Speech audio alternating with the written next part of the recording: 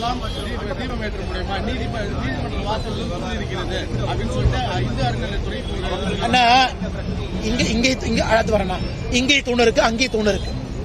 நாம் கேட்பது தீபத்தூண்.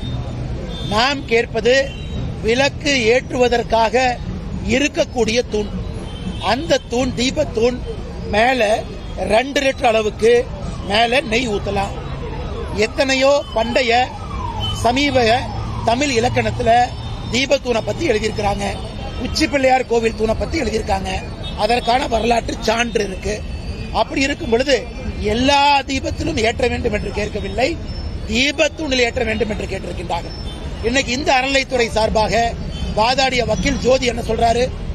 முருகனுக்கு 2 மனைவி இருக்கிறதுக்காக 2 தூண்ல ஏற்ற முடியுமா?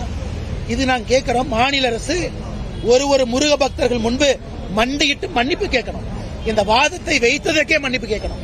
முருகனுக்கு 2 மனைவி இருப்பதற்காக 2 தூணிலே ஏற்ற முடியும் என்று அறநிலைத்துறை சார்பாக வாதாடி இருக்கக்கூடிய ஜோதி சொல்றாருன்னா, எங்களை பொறுத்தவரை திமுக அரசுடைய கருத்தாகத்தான் நாங்க பார்க்கிறோம்.